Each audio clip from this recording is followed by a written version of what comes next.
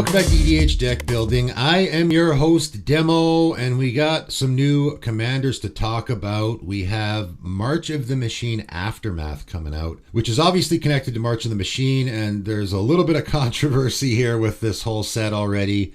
I'm not going to get too much into it. There's been a lot of other content creators that have talked about it quite a bit, but essentially a guy got a couple of boxes way ahead of time, cracked them open on his channel, and there was a little bit of controversy getting back the cards, I guess, apparently. I'm not going to get into all of that, but needless to say, a lot of this set was already spoiled, apparently, or leaked, I guess. I shouldn't say spoiled. It was leaked. So a lot of this stuff is, I guess not new to a lot of people that have seen it already. But I'm going to talk about these cards as they're coming out like I usually do. The legendary creatures, at least, which there are a bunch here from this set. So let's get right to it. All right, let's start it with Calyx, Guided by Fate. 1 green and a white legendary enchantment creature, human druid. So your commander is going to be an enchantment, which is not usually a good thing, but there can be some upsides there. It's a 2/2. Has the Constellation ability, which we haven't seen in a while. Whenever Calyx, Guided by Fate, or another enchantment enters the battlefield under your control, put a +1/+1 counter on target creature. Okay, so we're obviously an enchantment tribal here, which, not a big surprise when your commander is an enchantment.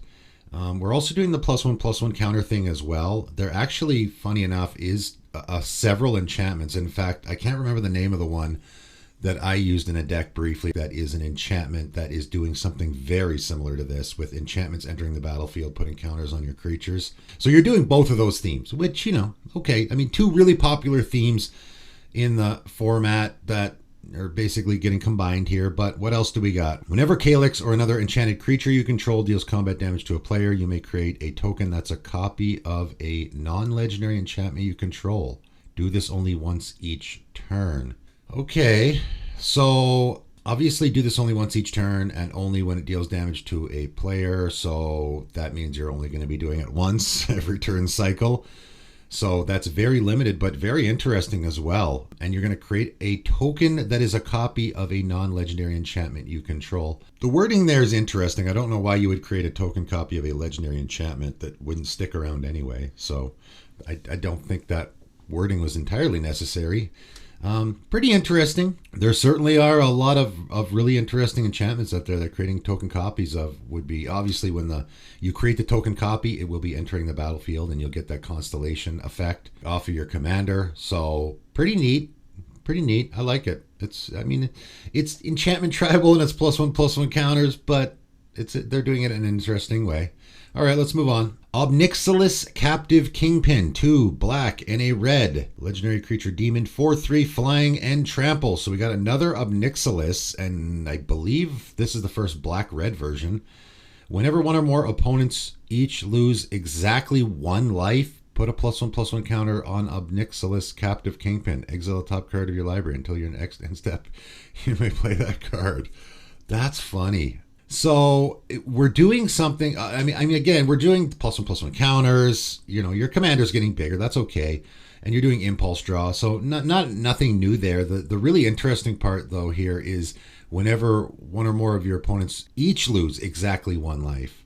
So it's sort of like Gearson Starn a little bit, which I really love that commander because you want to be getting those instances of dealing exactly 1 damage. Here you want to lose exactly 1 life, so you're doing a very similar thing. And I like commanders like that because it just makes it interesting to sort of do a deep dive and try to find some interesting ways to have your opponents lose exactly 1 life. The trigger here is really interesting, though, because it says whenever 1 or more opponents each lose exactly 1 life.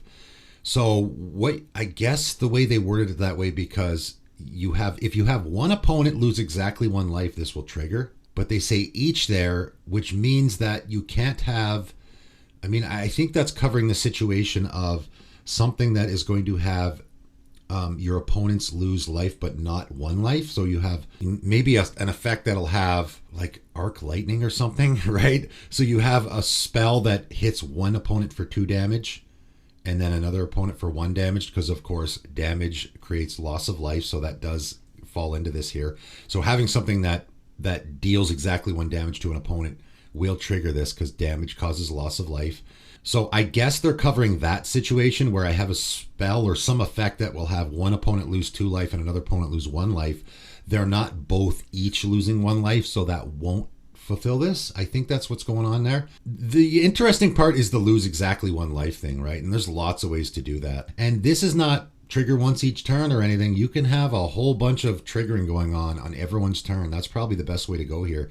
You can trigger this like 1, 2, 3, 4 times in a single turn and have everyone losing 1 life. I mean, geez, again, like a pestilence effect, that's going to trigger this because everyone's going to be losing exactly 1 life, right? That's probably a great way to go with it. Your commander can get real big real fast and you can be exiled. Wow, this is, the more I think about it, the more, just like with Gearson Starn, it's really easy to be triggering this.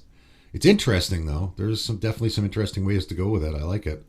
All right, next up we got Cigarda, Font of Blessings, 2 green and a white. Legendary creature, Angel, of course, 4/4 with flying. So we got another Cigarda, other permanents you control at hexproof. That's great. I mean, almost every deck is going to want to be doing that. I mean, every deck is going to want to be doing that.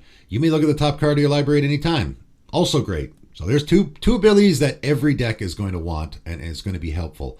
You may cast angel spells and human spells from the top of your library. Okay, so we're in, not unsurprisingly, human and angel tribal here, which we've gotten before with Cigarda, and we've gotten, I think there's a few commanders now.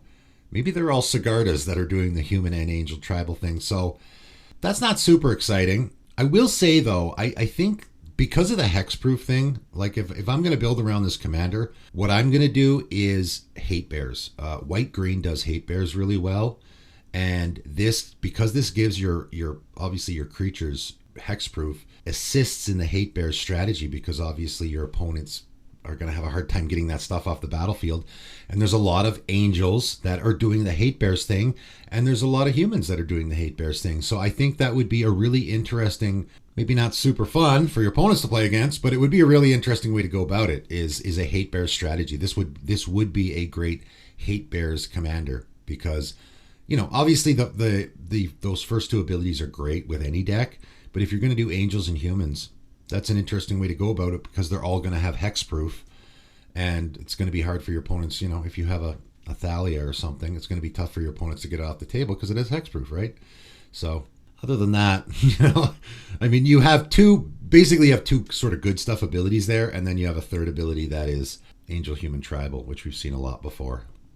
All right, moving on. Narset Enlightened Exile. So we got another Narset, and it looks like it's Jeskai colors as well. 1 blue, red, and a white. Human Monk, of course. 3/4 creatures you control have prowess. That's interesting. So whenever you cast a non-creature spell, right, gets +1/+1 until end of turn. That's not bad. That's not bad.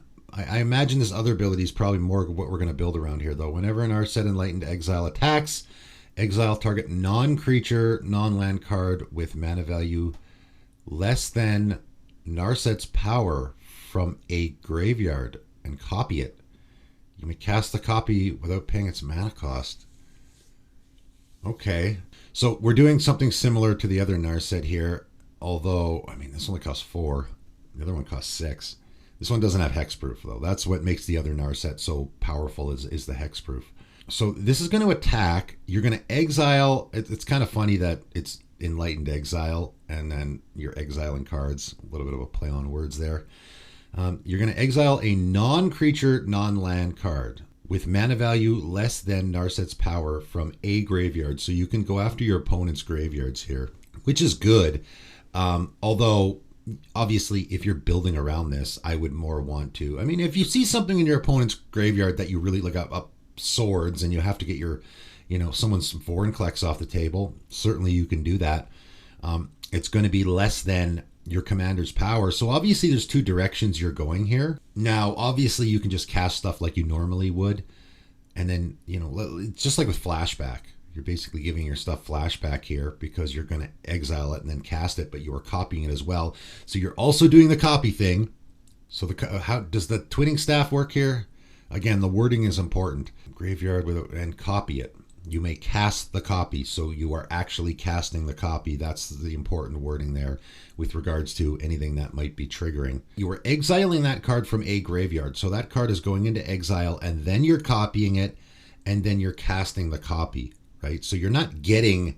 A lot of people might read this and think, okay, I'm getting the original plus a copy. No, you're only getting the copy. The original is just exiled.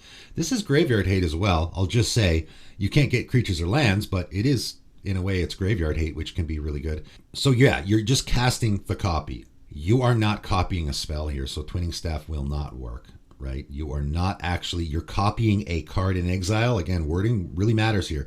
You're copying a card in exile. So that's not copying a spell. So anything that says whenever you copy a spell like Magecraft does not work here. You're copying the card in exile, and then you're casting the copy, so the copy goes on the stack. You're actually creating the copy. You know, this is what Garth One Eye did, and when I first read that card, I'm like, I don't get it. Where does the copy go? The copy's still in exile, and then you're casting the copy. It's a little confusing. You know, I mean, on top of all the things you're doing here, the other thing you can do, obviously, is make your commander's power bigger, and prowess will do that. Your creatures you control have prowess.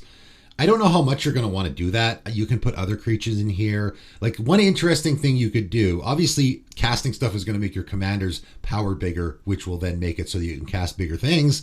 Another interesting thing you could do is put some creatures in here, and there are a few really interesting ones that are casting stuff from graveyards or care about their power. And if they have prowess, obviously casting stuff with your commander is going to make their power bigger as well, because they also have prowess, and that it's going to make them so that there are a few creatures that I think will definitely fit in this deck with the whole prowess thing that are doing something very similar to commander.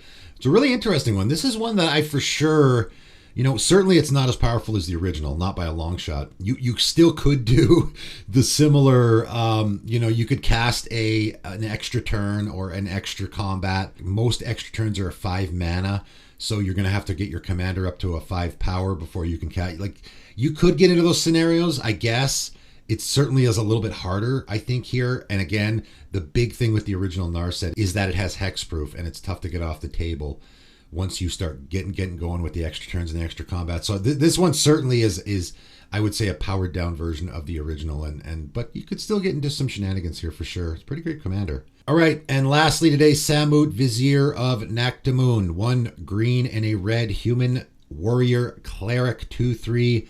First strike, vigilance, haste. Whenever a creature you control deals combat damage to a player, if that creature entered the battlefield this turn, draw a card. Wow. I'll just say, first of all, a 3 mana 2/3 first strike, vigilance, haste is pretty good all on its own.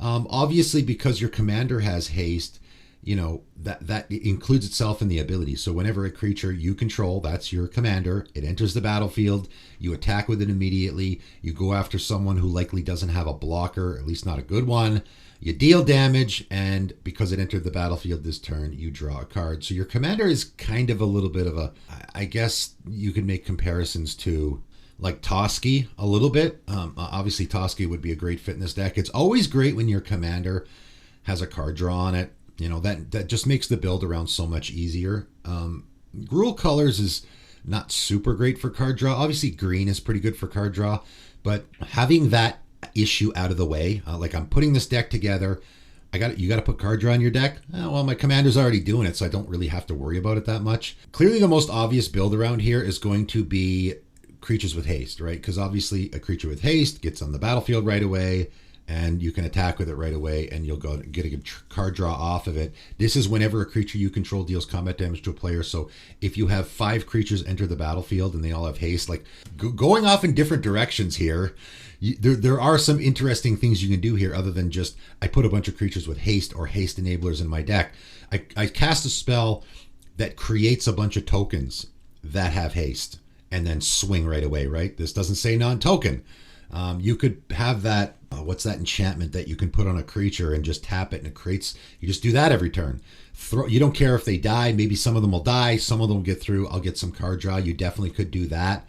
I'll just say Phoenix Chick. That is a card that I have now committed to memory. It actually is a really important creature in the format because it's a 1 mana flying haste creature, which is really important for a lot of decks where you want attack triggers or triggers like this. That's a creature that you could very easily slot into this deck. 1 mana comes down, you fire it at an opponent because it has flying, you're guaranteed to get in for damage. With somebody, it's just guaranteed card draw every turn. Well, guaranteed card draw the first turn, and then you'll have to figure out something after that. And that sort of becomes the difficult part is if you just throw a bunch of haste creatures in this deck, then they're going to come down. You might get a card draw after them right away, but then what do you do, right? And you could do some interesting things here, I suppose. Like blinking you could do, but blinking is, you can't really do that in Gruul colors.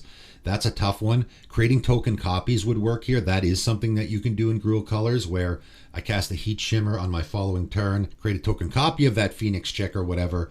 That has entered the battlefield, and then I can attack right away. Like a Kiki Jiki obviously is going to be phenomenal in this deck because you can just do it repeatedly over and over again. I guess there's quite a few legendary creatures out there now that are creating token copies of creatures, and usually they give them haste, so that also will work here. Ninjutsu will also work here, although of course I think red doesn't have any ninjas at all. Green has a couple. I just talked about Kapatek Wrecker in a video recently where this might be a good fit for it because Ninjutsu, obviously, now I have my Phoenix chick. I attack with it. It has already entered the battlefield the last turn. Now I'm not going to get the card draw, but I can return it to my hand, Ninjutsu in that Kapatek Wrecker, and then I will get the card draw, and then I can play the Phoenix chick. So Ninjutsu actually works great here, although there is not a lot of ninja in green and red colors, obviously. It's an interesting one. It certainly is a good one. Again, card draw on your commander is always good. And I think the interesting way, you know, a lot of people just say, oh, we'll throw a bunch of haste creatures in here. Okay, but then you're just getting, it comes down, you attack with it right away, and then what, right? I think you might want to figure out some ways to reuse the haste or do it over and over again. Again, I kind of like the idea of I create the token copies of things, or I just create a bunch of elemental tokens that I can fire at my opponents. They die at the end of turn, and then I can just do it again the next turn, right? That might be a great way to go with it as well. All right, that is it for today. 5 new commanders from March of the Machine Aftermath. Let me know in the comments below what you guys think. That is it for today, though, and thanks for tuning in.